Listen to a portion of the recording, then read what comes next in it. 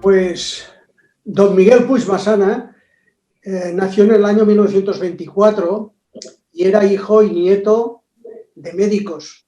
Su padre era un famoso porque trataba incluso a la reina de España, ginecólogo, tocólogo, que decían entonces. Él naturalmente estudió medicina, pero en vez de seguir toda la saga familiar de ginecología, se inclinó ya directamente por la cirugía. Y entonces fue cirujano, empezó a hacer cirugía en el Hospital de San Pablo y en el Hospital de San Pablo llegó a ser cirujano contratado por el hospital. Pero al llegar al 1966, él había empezado a hacer en el Hospital de San Pablo, a pesar de hacer cirugía digestiva, había empezado a hacer comisurtomías mitrales y alguna cosa de ligadura de ductus, algunas cosas de cirugía cardíaca cerrada y precoz. Entonces, en 1966 le ofrecieron un contrato para el Centro Quirúrgico San Jorge, que se llamaba, que era una fundación de la Caja de Ahorros, que hacía, no la Caixa, sino la Caja de Ahorros catalana, que hizo esta clínica para hacer un centro de cirugía cardiovascular. Y a él lo nombraron jefe del equipo en 1966. Antes de llegar a esto, él se quiso, cuando vio que más o menos esto podía interesarle, un año se hizo formación y se fue a Lyon y estuvo con los doctores Bichot y Santi y trabajando allí en el Hospital Eduard Herriot. Después ya vino y puso en marcha el Centro Quirúrgico San Jorge. El Centro Quirúrgico San Jorge, ¿por qué tiene importancia? Bueno, pues porque fue el primer centro en España monográfico para cardiología y cirugía cardíaca. Solamente, no había, por ejemplo, existía la Fundación Jiménez Díaz y otros que eran hospitales generales en los que se hacía cirugía cardíaca. Este era un centro monográfico, dedicado solo a cirugía cardíaca. En él, además, estaba muy bien dotado, de tal manera que tenía unos laboratorios de cirugía experimental importantes, con una dotación económica fabulosa, con los cuales empezó él a trabajar en pruebas, sobre todo con perros, de trasplante cardíaco para estudiar sobre todo el rechazo, de homoinjertos, de células de dura madre, incluso de mejorar la circulación extracorpórea. Este Centro Quirúrgico San Jorge es muy importante por una cosa, porque fue el primer centro en Cataluña e inmediatamente se convirtió, si no el primero, de los primeros de España. Y fue considerado en Europa, por ser un centro monográfico, que entonces existía muy pocos en el mundo.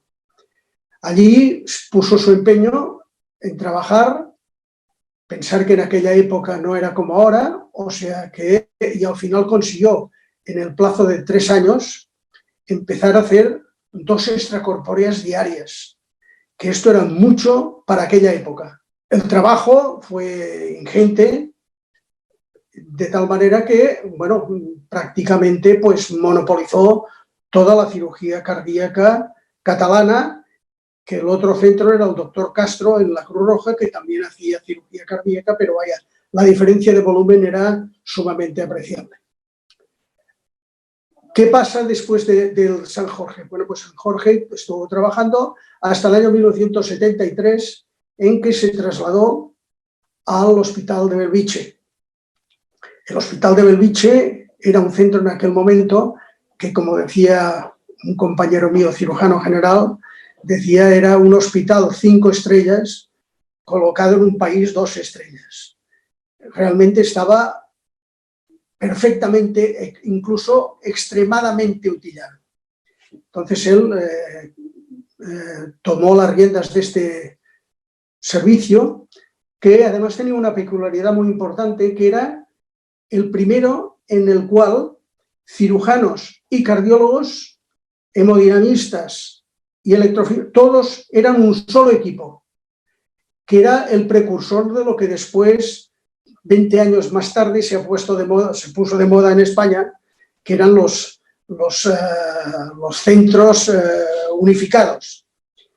Entonces esto le permitió hacer pues realmente un servicio muy importante con un muy buen equipo de cardiología, en los cuales él era el coordinador, pero que había un jefe de servicio de cardiología que funcionaba independientemente. Eran dos, digamos, podría decir, secciones, una sección de cirugía y una sección de cardiología clínica.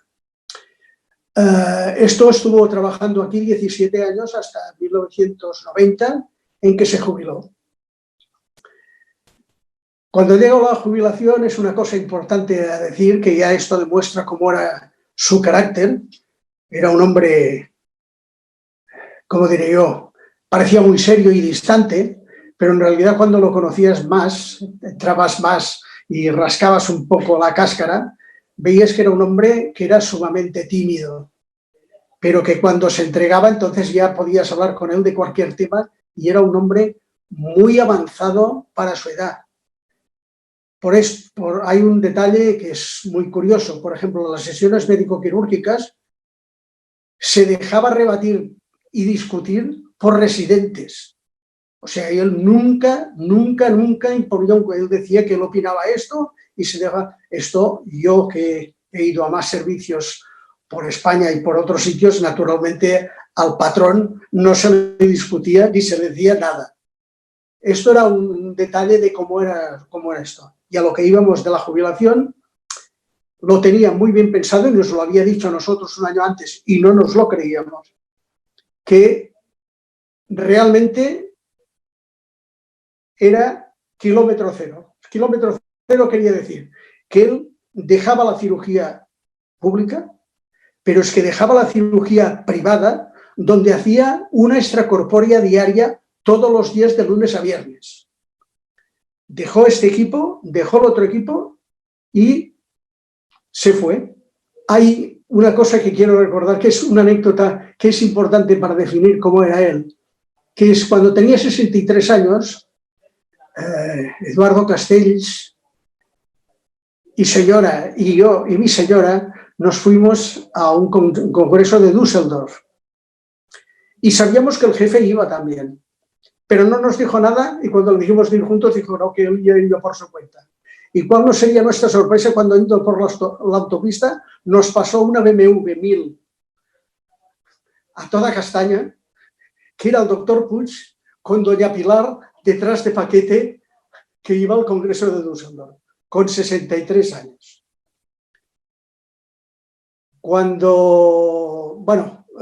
Entonces, esto también es importante. En 1994, la sociedad, después de tiempo, decidieron darle un premio que daban a los pioneros de la Sociedad Española de Cirugía Cardiovascular. Entonces, empezaron a llamar a los teléfonos que había en la sociedad y no contestaban ninguno. Entonces yo, que en aquel entonces era el tesorero de la sociedad, me llamaron y me dijeron: oye, Emilio, contacta, a ver tú si puedes contactar con el doctor Puig, porque no hay manera de contactar con él y queríamos decir si acepta este premio y todo esto. Entonces, yo de entrada me costó poder obtener, llamando a una hija para que me diera el teléfono de su padre que estaba en la Masía.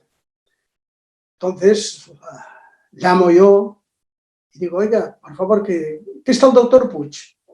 Y me dice: no, aquí no está el doctor Puig. Y yo le conocí la voz y le dije: hombre, jefe, que no me conoce. Dice: sí que te conozco.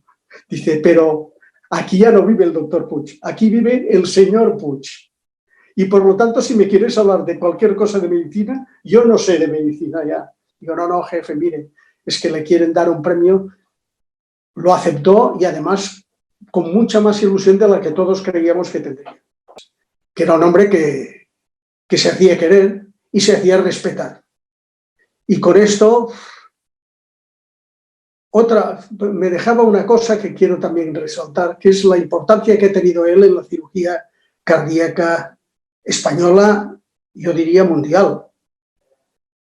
En la cirugía española, pues como pionero y como jefe y puesta en marcha de un centro monográfico importante y después siguiendo con el Hospital de Bellvitge.